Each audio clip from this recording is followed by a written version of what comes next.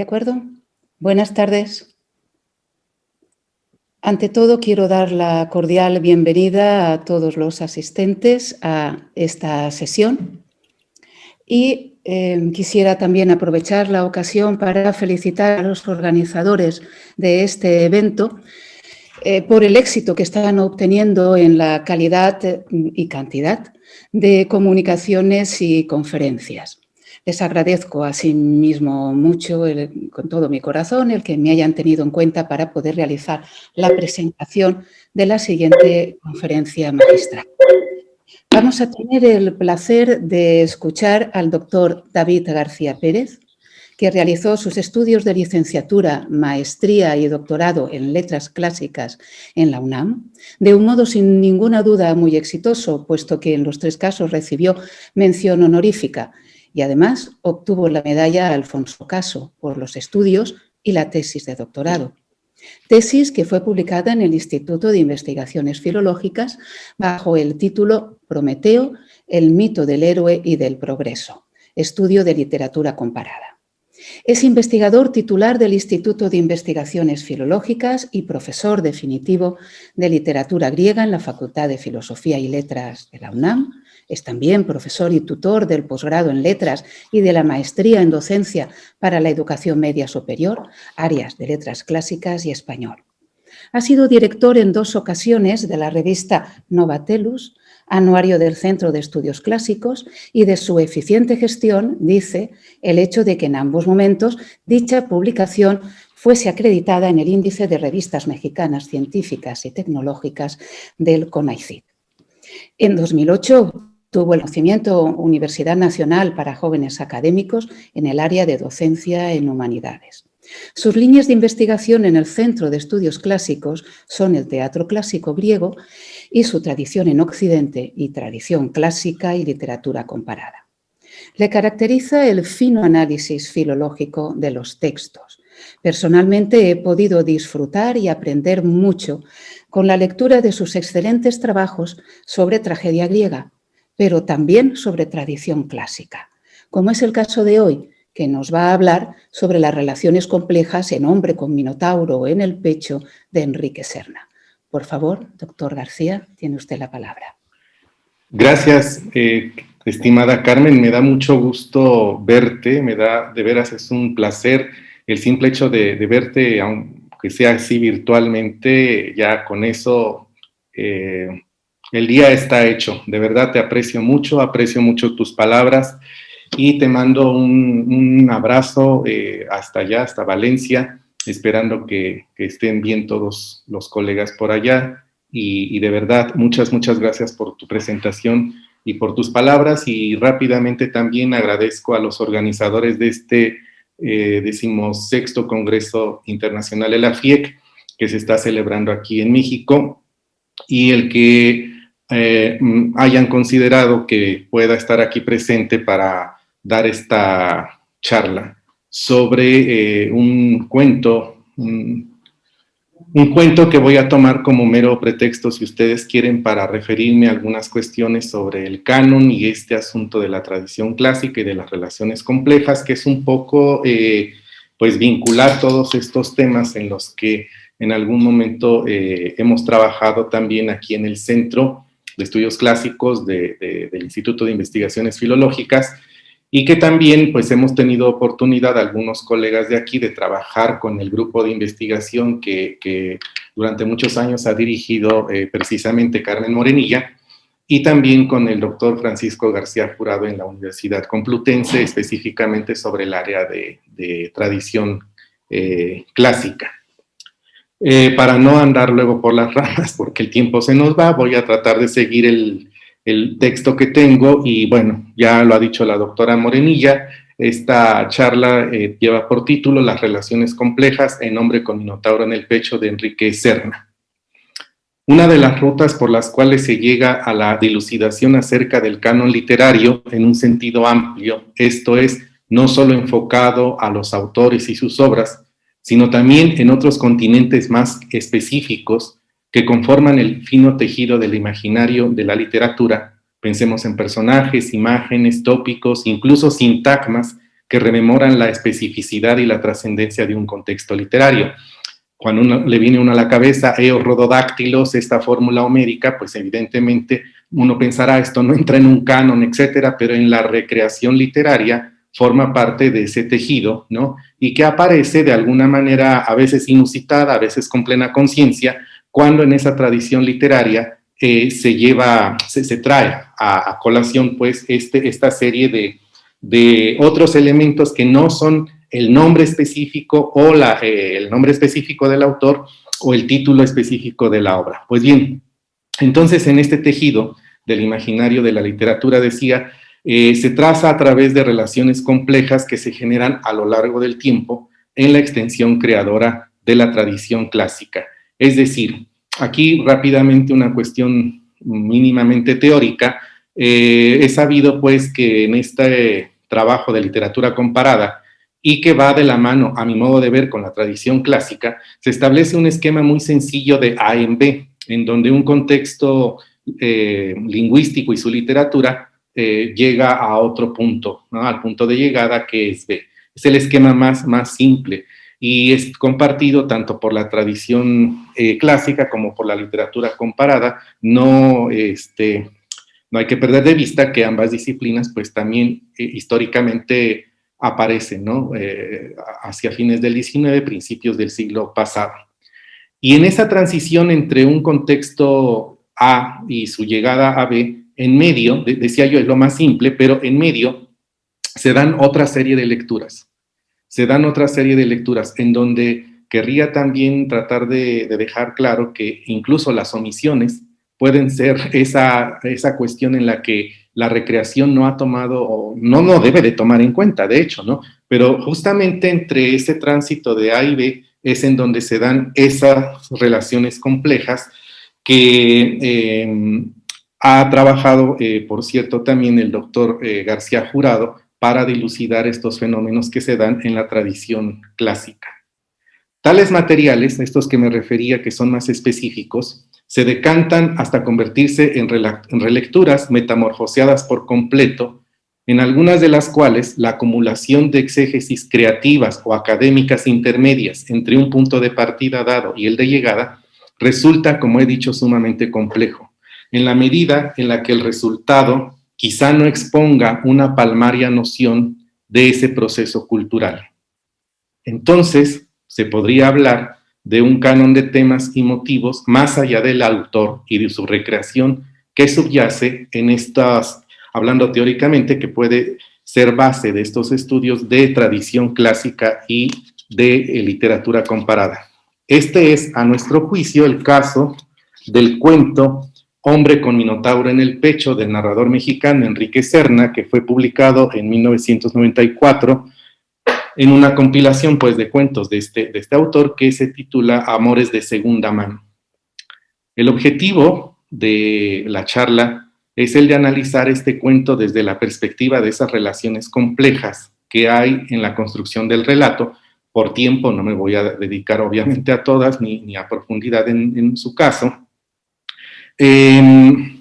considerando que se plantea este cuento como una suerte de panfleto, y aquí panfleto lo estoy usando en un sentido, digamos, neutro, no estoy hablando de algo, es un sentido neutro cuando uso panfleto, ya diré después también por qué, en contra de la corrupción y del vacío de sentido de la plástica del siglo XX. El motivo específico que coloca el cuento de Serna en el espacio de la tradición clásica específicamente también es la figura del Minotauro, pretexto y a la vez referente del argumento sobre el valor del arte que permite sugerir, como consecuencia, una visión crítica más allá, más dilatada más bien, en torno al sentido mismo del canon, su conformación y su trascendencia, a partir de lo que puede ser llamado incluso por algunos escritores latinoamericanos, pienso por ejemplo rápidamente en Onetti, en Sábato también, el parasitismo de la crítica que hace la academia. En suma, Hombre con Minotauro en el pecho es también causa para una somera, muy somera revisión apostrófica del foco de este congreso. ¿Un canon con otros ojos? El cuento plantea una jugarreta de Picasso perversa, lo mismo que ingeniosa. La ejecución del Minotauro no en un lienzo, tal como sería lo natural, sino que lo, digamos, antinatural es tomar la piel de un niño como la tela en que se plasma el trazo.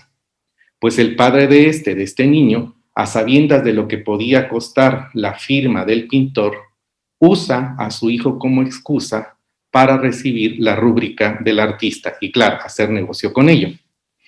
Picasso, harto de que la gente no comprara su obra sino su firma, como también se hace esta referencia lúdica en el cuento, decide hacer tan pesada broma con la idea de que el padre no vendería a su propio hijo, cosa que, como se puede adivinar quienes no conozcan el cuento, pues lo hace. Ese era obviamente el objetivo de este hombre, tener la firma de Picasso para adquirir, pues, adquirir ganancia de esto, y en efecto vende a su hijo, así tal cual, a la señora Reeves, una neoyorquina muy rica que se la pasaba ahí en las costas del sur de Europa.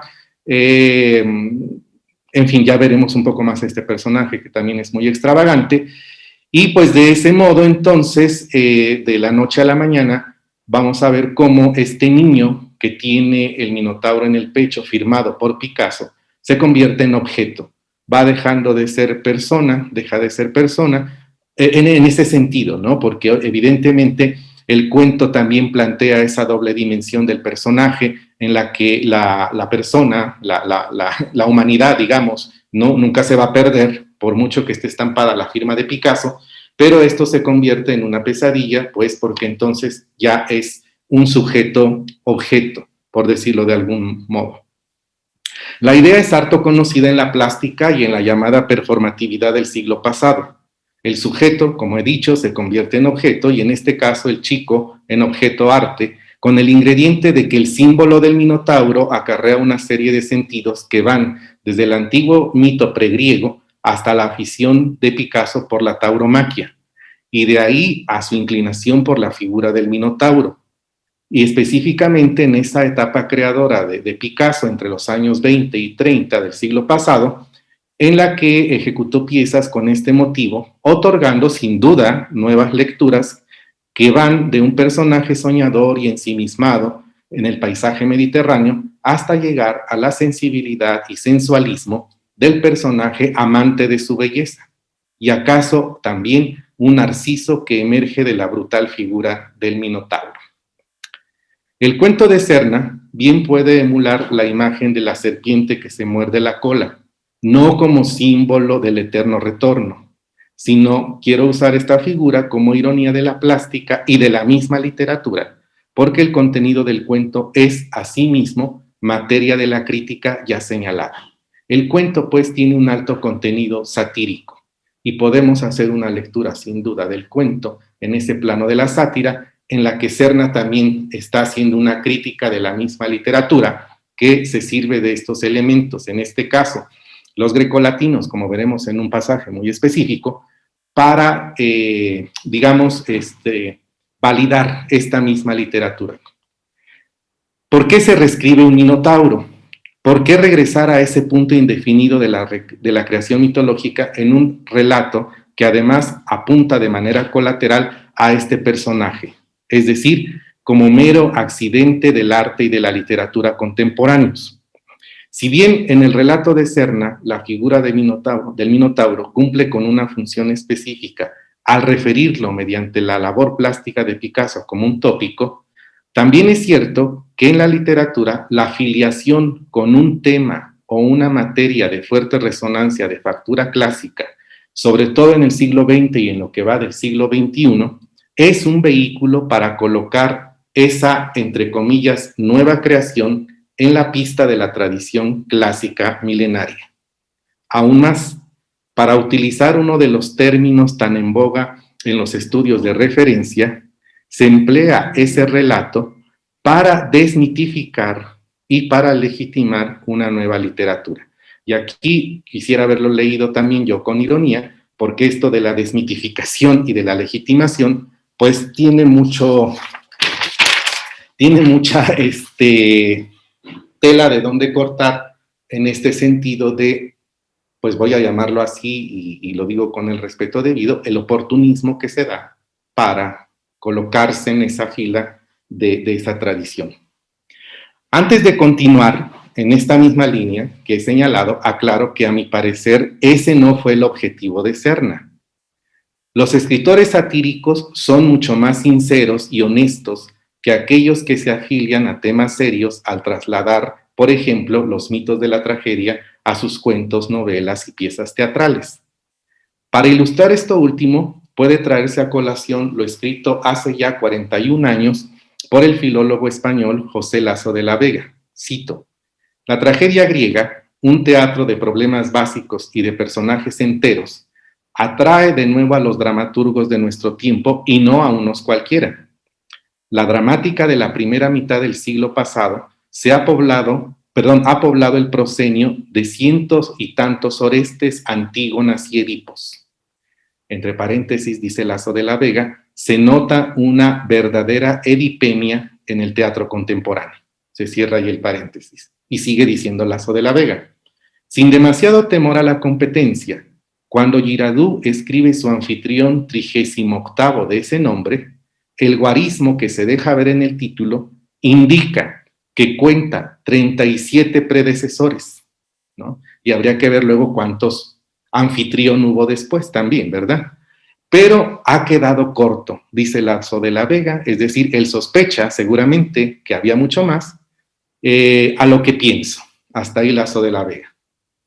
Y no hay que perder de vista que el Minotauro es un personaje, para no salirnos tanto del tema, que con el tiempo ingresó al catálogo de la antigua tragedia griega como una figura secundaria y sesgada, que fue útil, sin embargo, como lo va a hacer en el cuento, para contrastar, el drama de personajes centrales como Teseo, Pasífae y Minos.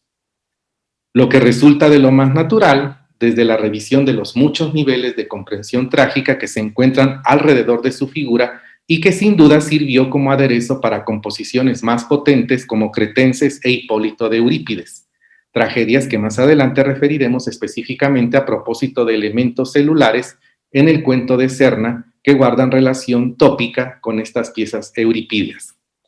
En todo caso, en el cuento de este escritor mexicano, el Minotauro no alcanza el rango de personaje y por eso al principio me refería que no necesariamente es el autor y la obra, sino a veces son estos elementos, digamos, minúsculos, pero que en este caso y en otros muchos, pero en este caso es un tópico mitológico que sostiene el simbolismo de todo el relato, ¿sí?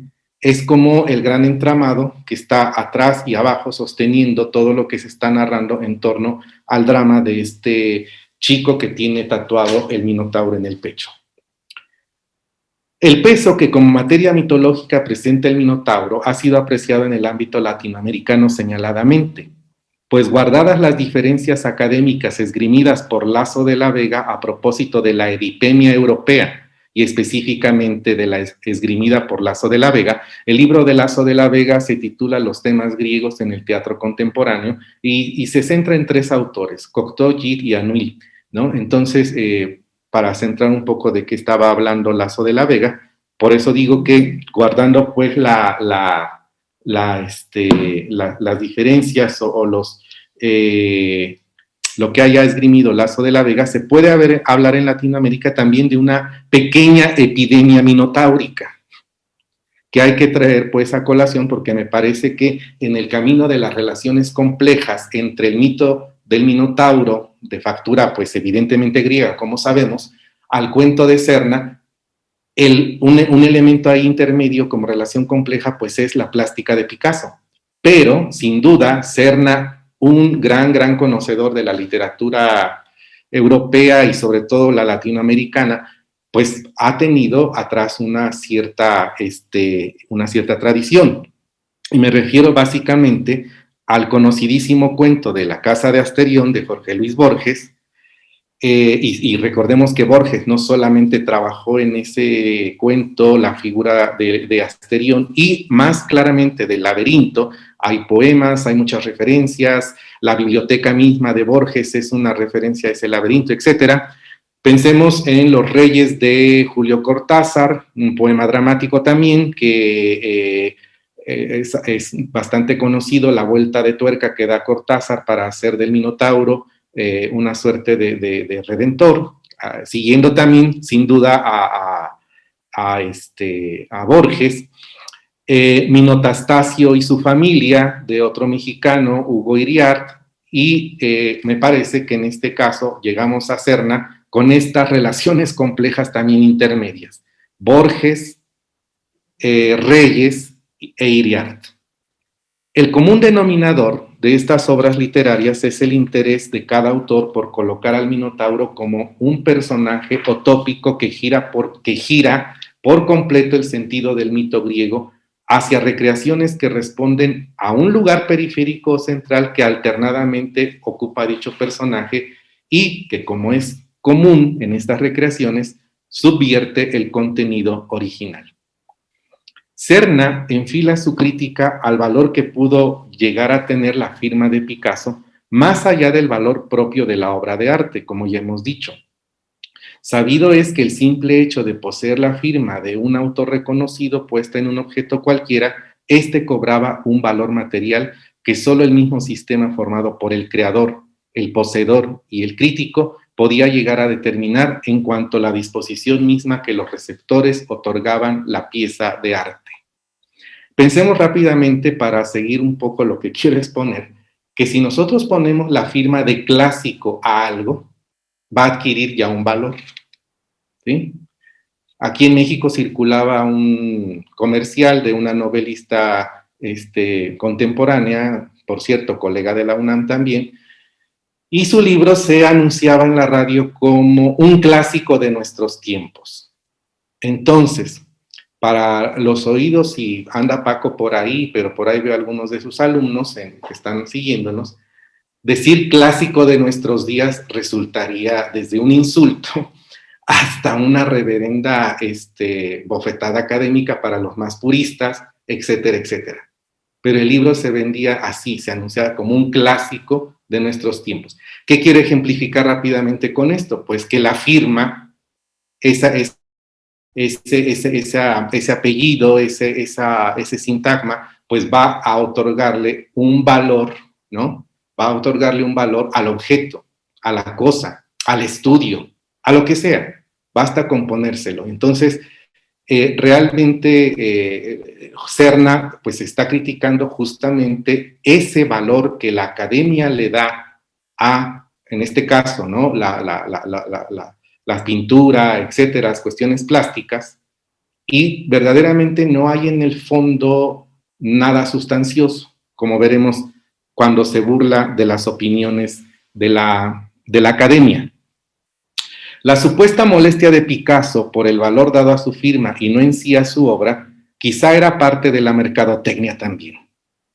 Bastaba entonces, por ejemplo, que Brunhilde, la tercera poseedora del chico que ostentaba el Minotauro en el pecho, moviera los hilos precisos del entramado de ese sistema perverso para que una pieza bajara o subiera su valor a capricho.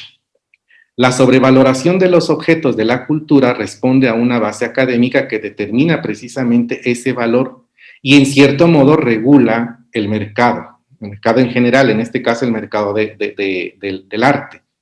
Como ya apuntábamos, se llega al punto de la sospecha de que la mera alusión a un motivo clásico sea una suerte de argumento para sostener el valor de ese objeto, lo que contrasta con el tratamiento material que a su vez se le da a ese mismo, digamos, objeto. Pero en este caso estamos hablando de un niño tratado como objeto, y cuando la señora Reeves lo va a llevar a Nueva York, lo monta en el avión, pero en lugar de montarlo con el resto de los pasajeros, como es una obra de arte, es como si al chico lo embalaran y lo metieran al avión, pero junto con el cargamento, ¿no? Junto con todas las demás cosas. Es decir, lo que es el siglo XX y lo que va del XXI, cómo se cosifica al sujeto, cómo se cosifica cualquier cosa, desde las pasiones, los sentimientos, hasta lo más refinado que pueda producir la academia, tiene esa otra pandemia que es la cosificación que se da en torno, y en este caso específico de los estudios en torno al humanismo. La mera referencia al Minotauro, desde el título del cuento, ya es un indicio para el lector. Recordemos el juego que hace Borges, ¿no?, citando a Apolodoro en la casa de Asterión. Entonces, el cuento de Serna, haciendo también esa suerte de alusión, se coloca, como hemos dicho, ya en esa línea de la tradición clásica, y al lector ya le va sugiriendo, ¿no?, hacia dónde puede ir una posible lectura desde esa perspectiva. Si a la obra plástica se le da un valor solo por el autor, entonces la analogía que se traza a través del Minotauro, elemento que tiene que ver con el mundo clásico, revela también el mismo proceso de devaluación. Y lo que sucede en una parte de la literatura contemporánea que usa y abusa de los temas y motivos clásicos es semejante a la bufonada de Picasso. Para ponerlo más claro, con lo que apuntábamos en torno a lo estudiado por Lasso de la Vega, decir Edipo es colocar de inmediato un personaje tema que arrastra un mundo creadoramente exegético en el espacio de la tradición literaria. Decir Edipo, para un autor contemporáneo, es ni más ni menos que colocarse a la sombra de Sófocles. Así de sencillo. En este sentido, la proyección resultante hacia una cultura que se asume como heredera de los componentes griegos y latinos es una cuestión que subyace, a mi modo de ver, en el relato de Serna. La sobrevaloración y la sobreinterpretación de tales componentes obedece a criterios banales propios de la época en los que se analizan estos.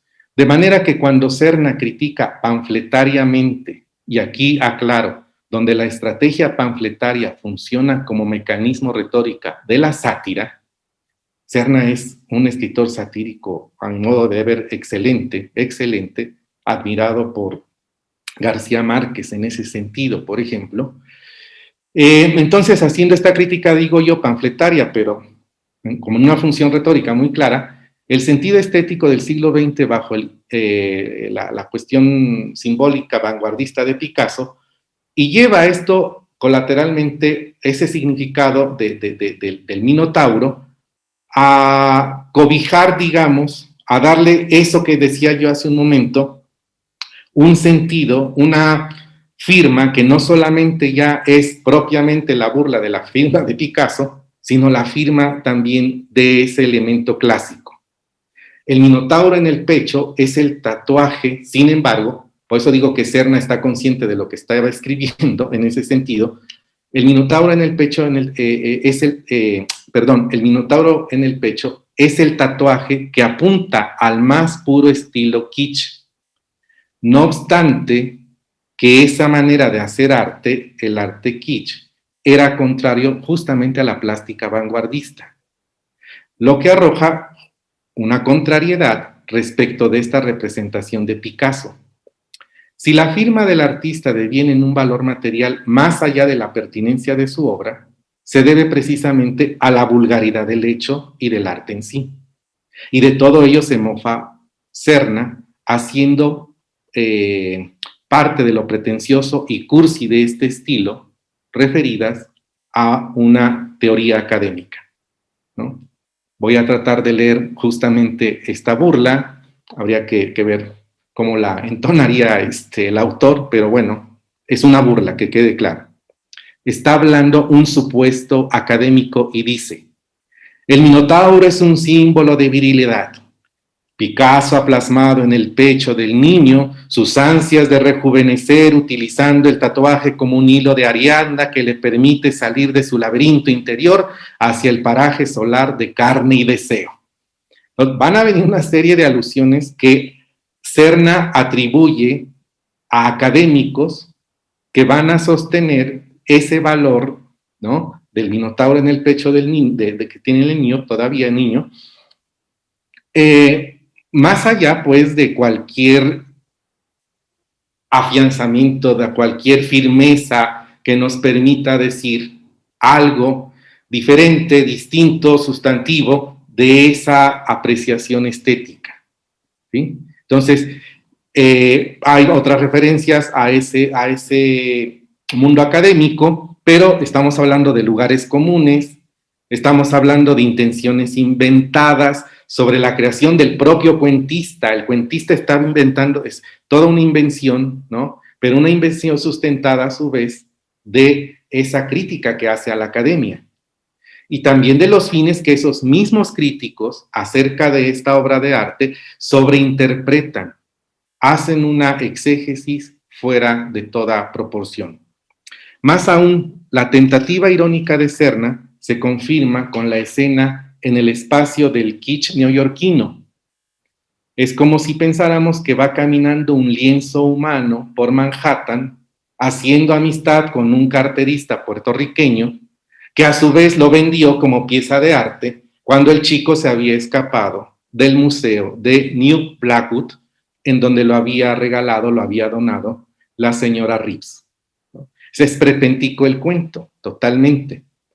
El interés económico es lo que mueve desde el inicio a todos aquellos que comercian con el chico, quien sentencia, al referirse al carterista, lo siguiente: él se había portado como Judas, yo era Jesucristo. Dice esto el chico. Es decir, el fariseísmo como divisa del arte y de la academia en todos los estratos. Para remarcar la idea de lo kitsch, que toca directamente a los referentes clásicos, la escena en que este joven ya adolescente, pensemos que el cuento está narrado por el hombre con Minotauro en el pecho, ya es hombre, pero la historia comienza cuando es niño, ¿no? Y luego es adolescente y ahora es ese adulto que nos cuenta su historia. Entonces, ese adolescente que quiere huir del castillo de Brunhilde es atrapado por un guardia chino. Los lugares comunes en Serna, bueno, ustedes los traducen, por favor. Es un guardia chino que lo detiene y lo lleva a una habitación en donde está esta mujer y dice lo siguiente de ese salón, de esa habitación: un salón de cultura grecorromana. Estaba decorado como un tugurio de cuarta categoría. Una luz prostibularia iluminaba estatuas de atletas olímpicos, bustos de Trajano y Marco Aurelio, ánforas etruscas que servían como escupideras. Una rocola tocaba insulsas piezas de música country. Eso es lo kitsch, ¿no? Eso es justamente lo que la misma vanguardia llamó kitsch. No sé, en España ya, bueno, veo a Carmen aquí enfrente, dirán cutre, no sé qué dirán, pero es esto, es lo kitsch. Aquí en México tuvimos un célebre jefe de la policía capitalina, Arturo Durazo, al que apodaban el Negro, y digo para que, ya sabemos que estamos en una época políticamente correcta, pero todos los México lo conocen como el Negro Durazo, que se mandó a hacer un Partenón a unos kilómetros aquí de la universidad, y era el Partenón. Su casa era un Partenón, ¿no? Al más puro estilo kitsch, porque entonces pensemos, elementos de la cultura grecorromana, las columnas, etcétera, etcétera, las estatuas, etcétera, etcétera. Más, diremos, el barroco mexicano, más el asunto que el propio Negro Durazo pudo imprimirle su sello a esa construcción. Bueno, pues es eso, ¿no? Que se vea que está lo clásico. Que se vea que está lo clásico en la columna dórica, en la columna jónica, que bueno, para el caso da lo mismo. Entonces, esta ida, digamos, a ese salón en donde se encuentra esta mujer, podemos verlo como un momento en el que el Minotauro vuelve a ese espacio recreado del mundo del que proviene, solo para toparse con la decadencia que supone la yuxtaposición del kitsch contemporáneo, la sobreinterpretación de los materiales clásicos y la decadencia de una cultura cansada de sí misma. Brunhilde es la nueva Pasífae que despierta al toro sagrado a través de la cópula que tiene con el chico, quien a su vez se convierte en su propio laberinto decadente en ese ambiente de la intelectualidad alemana. Vínculo carnal para que cada una de las mujeres invitadas por esta Brunhilde a su castillo copularan con Picasso, no con el joven, copularan con Picasso a través de la piel lienzo, es decir, a través del Minotauro. como si se tratara de aquella visión cortasariana en la que el sujeto-objeto es el vehículo que conduce al receptor al origen del tópico literario, la cópula de El Minotauro de Picasso es una comparación de aquella desaforada pasión de Pasífae por el Minotauro primigenio de carne y hueso.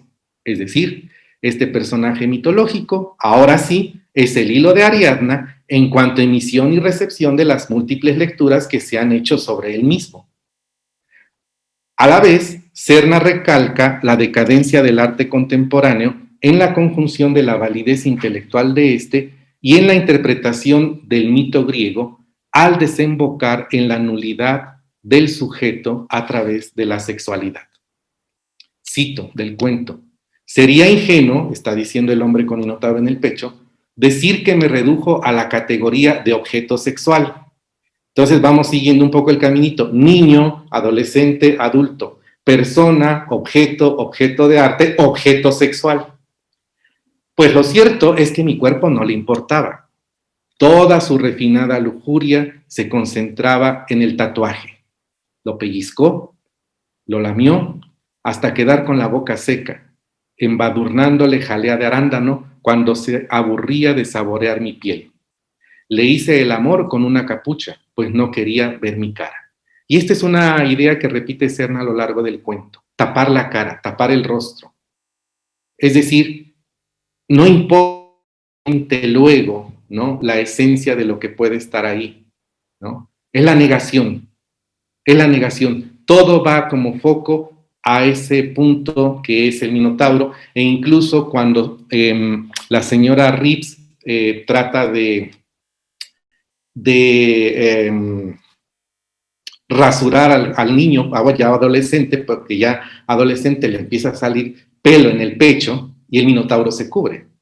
Entonces la señora Reeves, queriendo rasurarlo, borra la O de la firma de Picasso. Ya sabemos que eso pues devalúa los objetos de arte.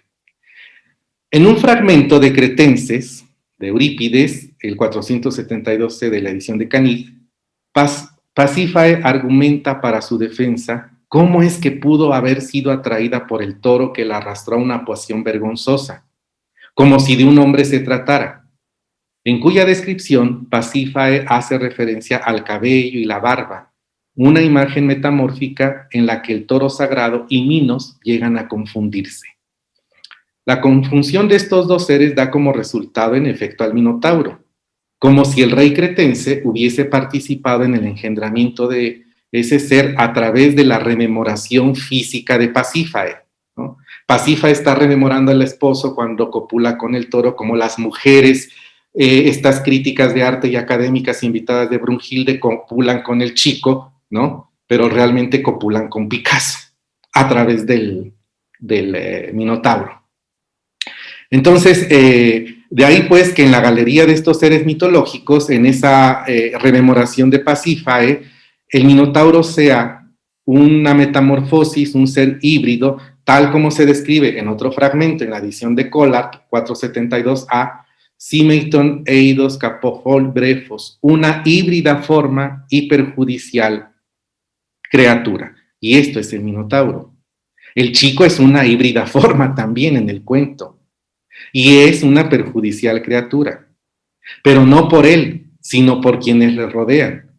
Pues Poseidón, Minos, y en este caso el padre, ¿no? El mismo Picasso, cuya broma pues le cuesta la vida no porque la pierda, le cuesta la vida porque pierde la vida vivo este personaje.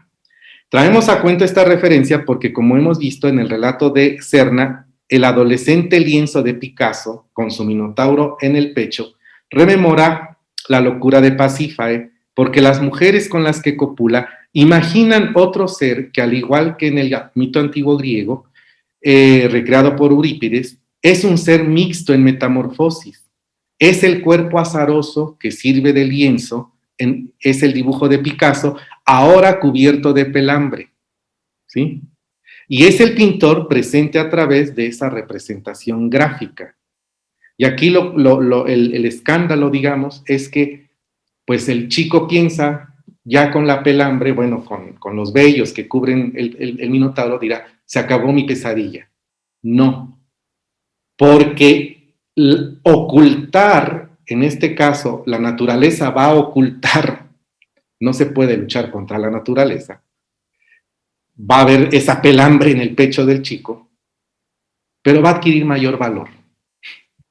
El ocultamiento del objeto de arte genera mayores expectativas en la crítica y en la academia, ¿no? Se vuelve más escandaloso, digamos, el asunto.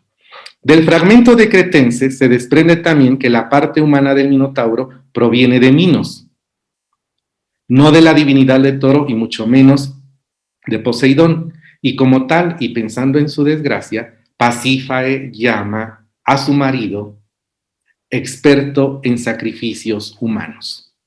Punto en común con el Minotauro. En el cuento de Serna, Picasso es también el sacrificador, pues condena al muchacho queriendo castigar la ambición del padre. Ya hemos visto que a final de cuentas se sale con la suya, no vuelve a aparecer nunca más en el cuento, y entonces ahí sí empieza ese verdadero laberinto, ¿no? A través de museos de arte,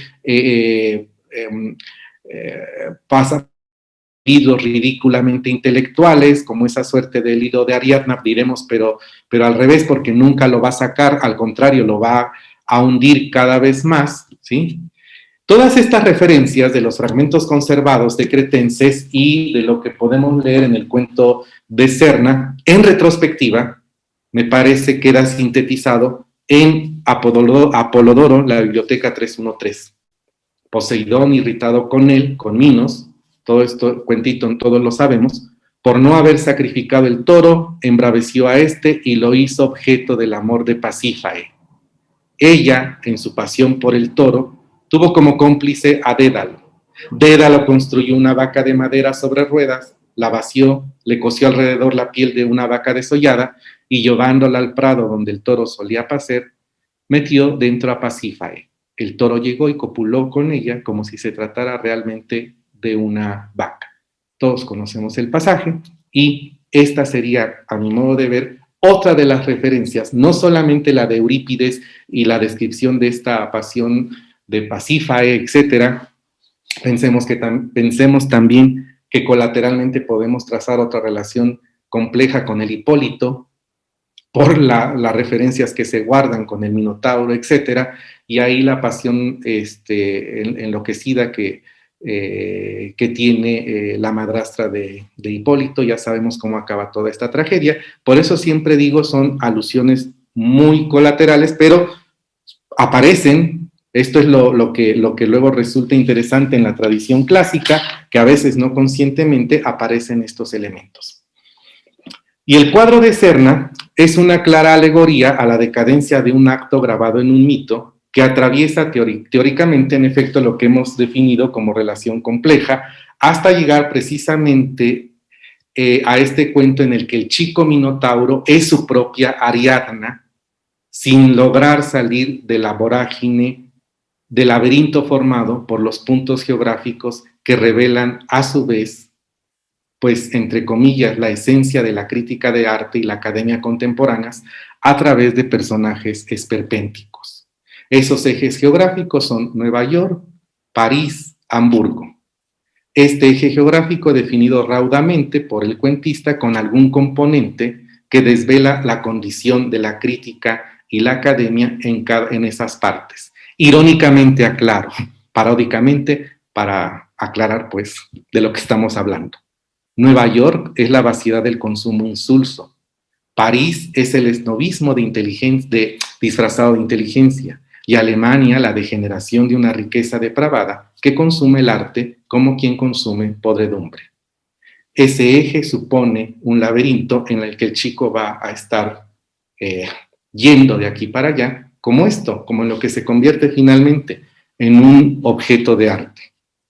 ¿Hasta qué punto el receptor es quien otorga un valor concreto, a la vez que subjetivo, a la pieza de arte, al objeto de estudio, a todo aquello que se considera como objeto propio de la cultura? Serna caricaturiza a los consumidores de arte y a la academia que lo soporta cuya conjunción da como resultado una apreciación que en el cuento está fuera de toda realidad, pues solo se comprende a la luz del valor tabú que se le da a dichos elementos culturales, como el ejemplo que decía hace un momento de estas casas con columnas dóricas y jónicas y demás. El mito griego deviene así en patente para argumentar académicamente todo aquello en lo que se presenta, se reutiliza y se rehace. Como ya he dicho, la señora Reeves, célebre neoyorquina coleccionista de arte y la primera poseedora del niño objeto, es la que inicia este periplo al cambiar, al modificar toda esa concepción que se puede tener desde el elemento clásico, digamos, ya recreado, reutilizado y con otros fines que trae Picasso a propósito de su digamos, atención a la tauromaquia y lo que para el pintor español pudo haber significado el Minotauro, y la crítica que se hace en el cuento sobre todo ese entramado de la cultura, justamente para llegar a esos sinsentidos que nosotros podemos encontrar, ¿no? Y esto entra precisamente dentro de ese canon. ¿Por qué? Porque esto nos podría llevar luego a revisar que hablar de canon es tan subjetivo. Pensemos en el canon de Bloom, ¿no? Tan subjetivo, tan fuera de lugar muchas veces y tan aclamado por la crítica, por la Academia Norteamericana, precisamente, pero que deja fuera todo un mundo literario. ¿Quién hace el canon? Y me parece que Serna justamente va en ese camino, de esa crítica, ¿no? ¿Cómo establecer un canon en la plástica? ¿Cómo establecer un canon en la literatura? ¿Cómo establecer un canon que obedece a elementos de factura grecolatina en este caso? E insisto, con un mero pretexto, que es esa figura del Minotauro. Al igual que el hombre con el grabado de Picasso en el pecho, el Minotauro primigenio también fue un infante. La relatoría del asunto ofrece datos específicos, ya lo sabemos por todo el mito, y es el camino que sigue Serna. Es como si fuese la cultura niño, la cultura adolescente, la cultura hombre. Va modificando esto. ¿Cómo se va alterando toda esta comprensión académica y que llega pues a situaciones en las que resulta insostenible mucho de lo que podemos leer? Y me refería, por ejemplo, desde mi punto de vista, bastante cojo, por no decirlo de otra manera, canon de Harold Bloom. Voy a terminar ya porque se nos acaba el tiempo, dejo muchas cosas ahí que quedan y voy rápidamente a lo siguiente, justo de lo que ya estaba tratando para acabar. Querría haber puesto un ejemplo de Vargas Llosa que verdaderamente da risa, ¿no? Sobre la lectura que hace de los clásicos, pero bueno, si en alguna pregunta sale, lo vemos. Todo canon es un concepto muy subjetivo que determina el devenir de un autor y su obra, que responde a cuestiones contextuales muy diferenciadas en cada momento en el que se presenta la determinación del qué leer y en razón de qué. Pero en el que quizá fue el primer canon de Occidente y que se refiere a la tragedia griega, el formulado por Aristófanes en Las Ranas, y que dispuso para la posteridad que los tres trágicos por antonomasia son Esquilo, Sófocles y Eurípides, planteó, entre otras consideraciones, que la poesía, y diremos ahora que por extensión la literatura, debía de ser útil para formar buenos ciudadanos. Si luego vamos a Eulogelio, diríamos que fue la corrección gramatical que hacía que existiera el clásico, y así podemos venirnos hasta nuestros días. Se puede arguir, según lo ya dicho, líneas arriba, que se trata en efecto de una consideración propia del contexto de la democracia en la que los politai lo eran en razón de su función para la polis. Estoy hablando de Aristófanes. Esto es, hay un criterio específico y válido en razón de que la determinación de dicho canon obedece a un bien comunitario útil. Siendo esto así y colocando esta idea frente al cuento de Serna, se puede decir que la parodia de Hombre con Minotauro en el pecho es una reflexión seria a través de un estilo satírico en torno a la valoración estética de la plástica del siglo XX, que se vincula con un elemento concreto de la tradición clásica para poner en tela de juicio no solo el arte contemporáneo, sino todo aquello que en el ámbito nuestro llamamos tradición clásica. Serna está autocriticando, a mi modo de ver, esa misma literatura que hace fila en la tradición clásica.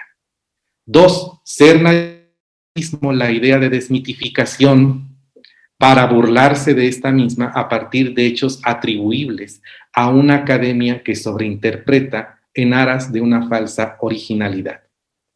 Y por ahí hay un texto magnífico de Umberto Eco, un librito, tiene 2 textos ahí, que se llama Interpretar y Sobreinterpretar, sobre los que habría que echarle un ojo para entender también justamente esto y la ácida crítica que hace Umberto Eco a la Academia Norteamericana, por cierto. 3, ambas ideas, la del canon y la de la sobreinterpretación, son revisiones críticas de las modas académicas. Quierase o no, todo canon es una moda académica.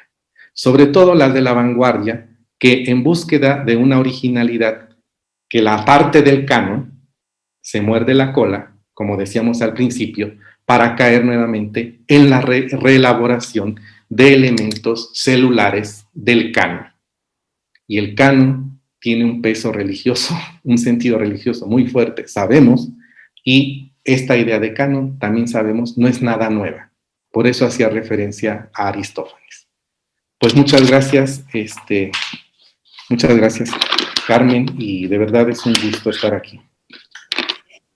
Las gracias te las damos nosotros y particularmente yo. No has defraudado en absoluto las expectativas que teníamos con el fino análisis que has realizado de ese texto de Serna, que para quien no lo conocíamos nos ha despertado vivamente interés. Has puesto de manera muy clara, como suele ocurrir en tus trabajos, has ahondado en el significado profundo de la obra, no te has limitado a ver únicamente las referencias clásicas.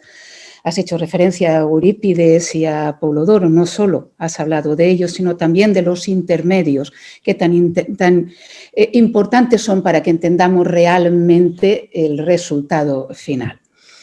Debo decir que no es posible hacer preguntas. Los maestros que dan conferencia magistral, a los maestros que dan conferencia magistral no se les pregunta, según se nos ha hecho saber. Pero en todo caso, sí que puedo recoger algunos comentarios que van llegando en el chat, como es el caso de Ana Aurora Martín Linares, que da las felicidades a David García por esa magnífica conferencia. Perdón, Carmen, pero si hubiese tiempo, y pues yo quería que esta charla fuera provocadora y podemos romper el canon, ¿eh? Vale, pues rompemos el canon establecido por los mismos organizadores. Y la guía de instrucciones que nos han pasado. Efectivamente, si alguno de los asistentes desea realizar una pregunta o un comentario de viva voz, puede hacerlo. No seamos tan canónicos. Bueno, en fin, tal vez sea por el tiempo, ¿no? Están pidiendo que nos amplíe lo de Vargas Llosa. Como has hecho el comentario de que tenías un texto y que si en la pregunta surgía, bueno, pues obviamente ha salido. Y bueno, junto a ello, muchas felicidades de muchos colegas que están escribiendo. Sí, Vargas Llosa tiene un texto, un libro que seguramente pues algunos de ustedes conocen, que es La Sociedad del Espectáculo, ¿no? Y hace referencias de pasada es recopilación de algunos textos que él ha publicado aquí y allá y hace referencias a los elementos clásicos. Y de pronto, y esto, ustedes saben, Vargas Llosa ahora es español y goza de un título nobiliario, en fin. Y para que se entienda también, bueno, lo van a entender mejor los españoles quizá que nosotros acá en México, en otras latitudes, hace comparaciones como la siguiente. El ritual dionisiaco, él lo compara con el botellón, ¿no? Con el botellón, con esta práctica que de los jóvenes españoles que beben en grupo y tal, y hacen una suerte de fiesta colectiva, etcétera, etcétera. Es decir, pero las explicaciones que da verdaderamente están fuera de toda proporción. Que tienen que ver las Ménades con unos jóvenes divirtiéndose en ese botellón en donde beben desaforadamente. Bien, sabemos que está la bebida, etcétera. Pero a ver, las Ménades tenían un sentido religioso, era un culto a Dionisio, tenía una finalidad para hacer que la tierra produjera. Es un ritual muy complejo, todos lo sabemos, no vamos a hablar aquí de menadismo. Reducirlo al botellón me parece verdaderamente una, no sé, muy a la griega, una barbaridad. Sí. Y cosas como esta, ¿no? Sócrates frecuentaba la escuela de Platón, al revés, ¿no? A ver. Interpretación, casi prácticamente Sócrates era alumno de Platón, ¿no?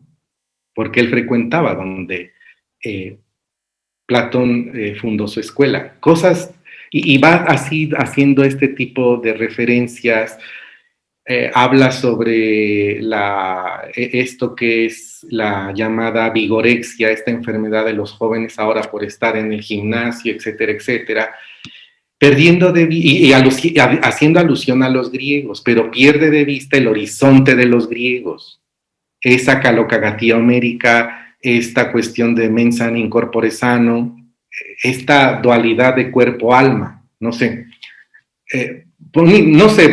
de verdad es decepcionante Vargas Llosa, ya incluso ahora como narrador, pero metiéndose a cosas que tal vez googlea, no sé, y luego llevándolas a voy a decir esto de tal cosa. Y lo traje a colación porque justamente es esto lo que está haciendo Serna en el cuento. Es lo que está haciendo Serna en el cuento. Finalmente la cultura acaba siendo el turismo de museo, ¿no? Es esto. En fin. Has cumplido la petición que te habían dado y quisiera al menos leer un par de comentarios que realiza. Carolina Olivares Chávez nos dice: extraordinaria conferencia, querido David, se antoja leer a la obra que abordaste, siempre nos instruyes y deleitas con tus ponencias. Gracias por mostrar la vigencia de los clásicos y fomentarlos combinando la erudición con la amenidad. Y también Silvia Aquino dice: nuestro director del instituto ha presentado el canon en nuestra cultura respecto a la escritura y al arte. Felicidades por su interpretación. Picasso es extraordinario con el Minotauro. Y así siguen otros comentarios, todos ellos muy elogiosos. Y no se quedan cortos en absoluto, dada la calidad del doctor David García y de su conferencia. Me temo que ya debemos dejar esta sesión para que puedan iniciarse la siguiente. Muchas gracias a todos los asistentes por haber estado presentes en esta conferencia y participar con estos escritos. Muchas gracias, querido David, por de nuevo, Carmen. Muchas gracias y verdaderamente un abrazo para ti. Mismo te digo, querido amigo. Hasta pronto.